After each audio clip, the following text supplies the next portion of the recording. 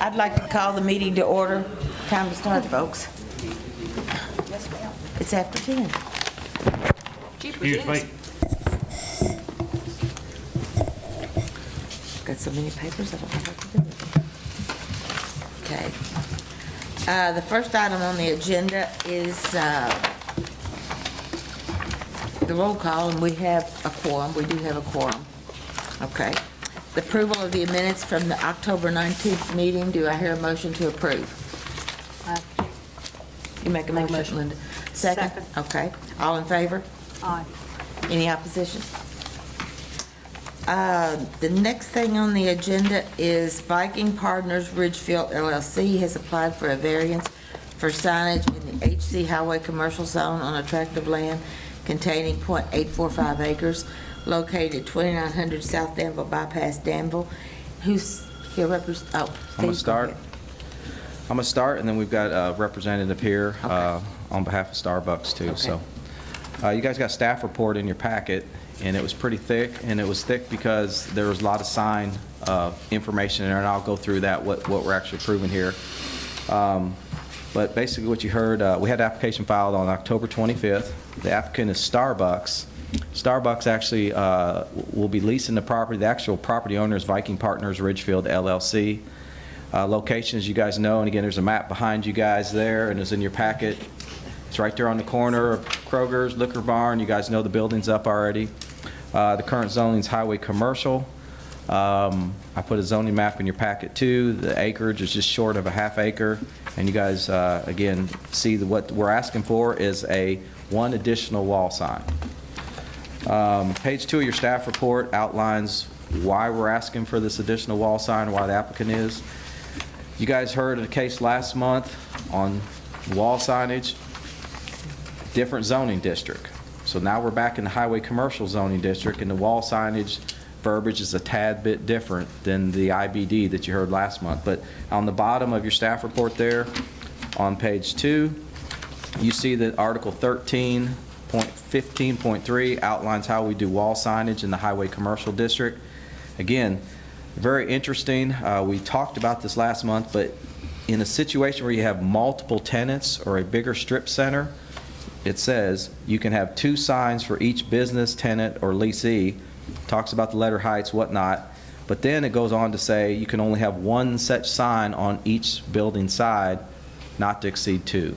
So Starbucks is a freestanding building, and they basically get 2 wall signs, and their need is for 3. So in your packet, I'm going to jump ahead to a drawing here. So there's Starbucks exhibit that you have. I'll just sort of walk you through that.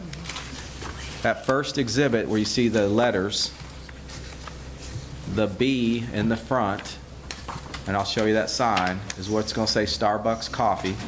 And the 2 A's on each side of the building are really the logo, which still is a sign. So what Starbucks desires to do, and by the way, this month I got my pointer. Well, that's my pen. So I got my pointer here.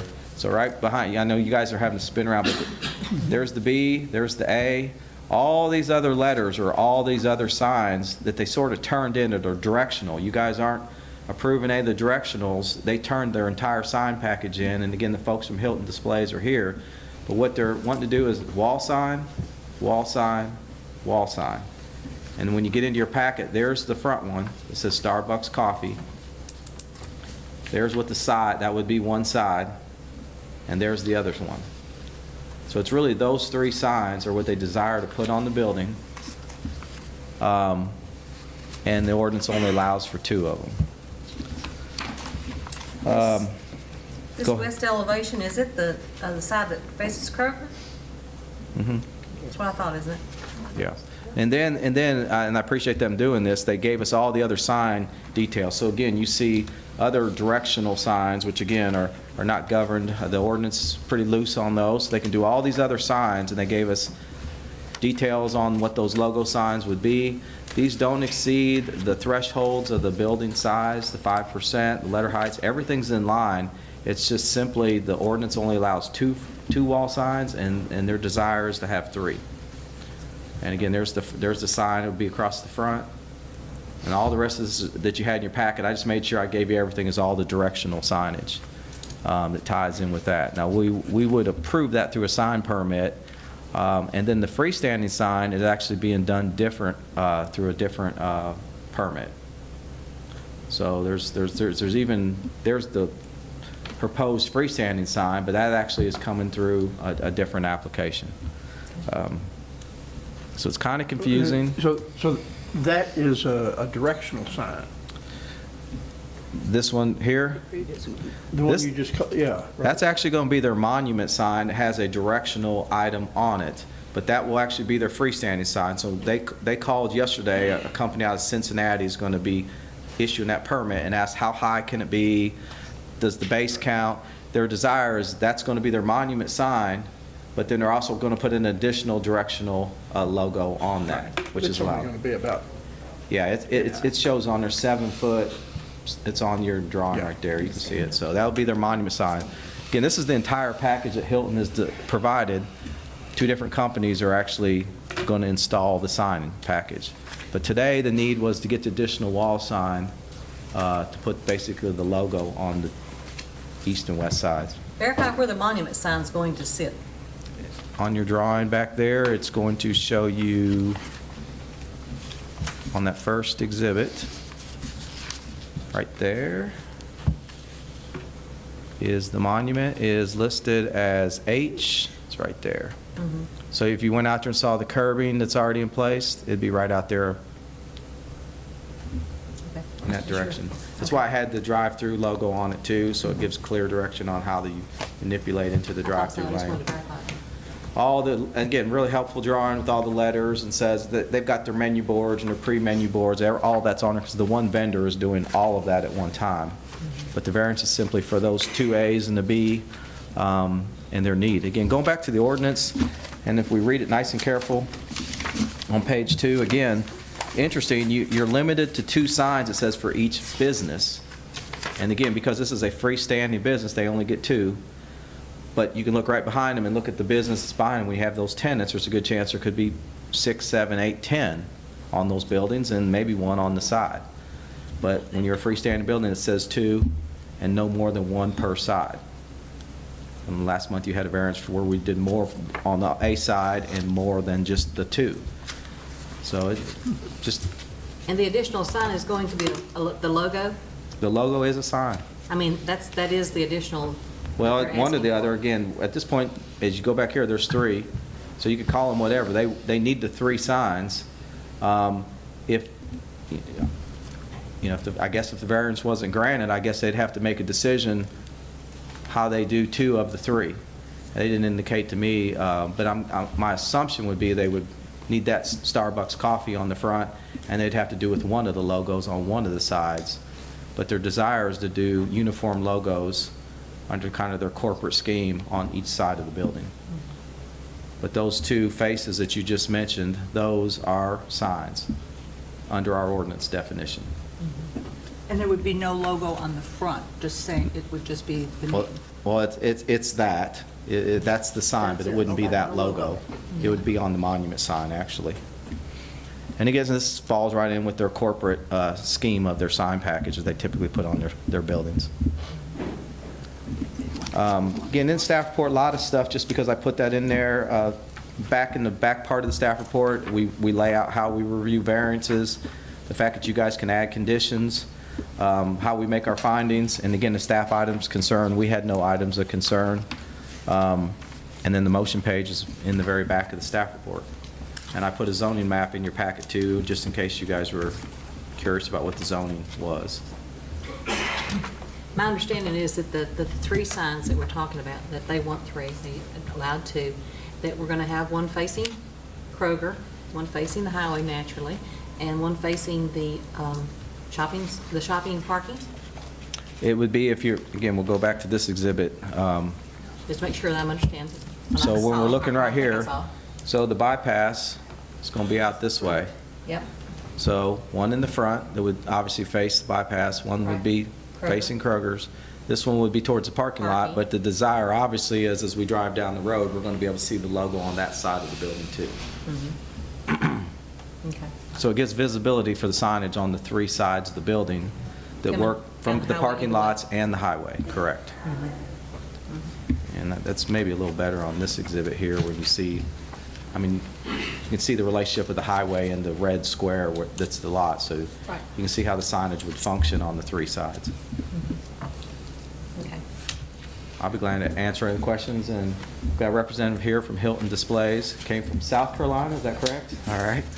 So if you guys got any Cold questions for Kentucky. them, or she may want to add something, you're welcome. You can come on up here if you want. Give me Yeah. your name, please, Jody Smelser. and raise your right hand. Do you swear and affirm the statements you're about to make are true and correct? Yes. Okay. Do you have anything to add? No, I don't. I'm just here if you need to ask any questions or anything like that. I think he did a great job of explaining why we're asking for the additional sign. Any questions? The additional sign is going to be same color and Mhm. variations or whatever that the others are. Correct. Just a duplicate. Yes, Of correct. the other sides. Mm-hmm. Mm-hmm. And the same ratios. That's what I understand. Yes. Right here. Mhm.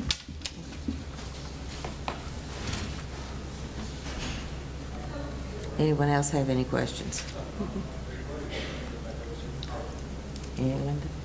If I could pose a question Okay. to either Mr. Hunt or Ms. Melzer. Do you think that the signage will be consistent with the surrounding commercial zone and other uses in that zone? I'm not as familiar with the area as what you are, but I guess what our whole goal was that this is a freestanding building versus the multi-tenant. But as far as Starbucks is concerned, yes, it's a uniform brand. Okay. I don't know if that answered your question. Well, and I'll just add, obviously the ordinance was revised and we allowed two, but I drove around and saw several buildings that had multiple wall signs that were single tenant buildings. And I saw strip centers that have multiple signs. So to say consistent, we definitely have buildings on the bypass that have multiple wall signage.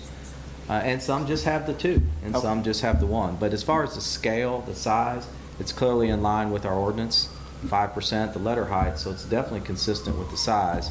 The number, it's just hit or miss depending on what building you look at on the bypass. Thank you.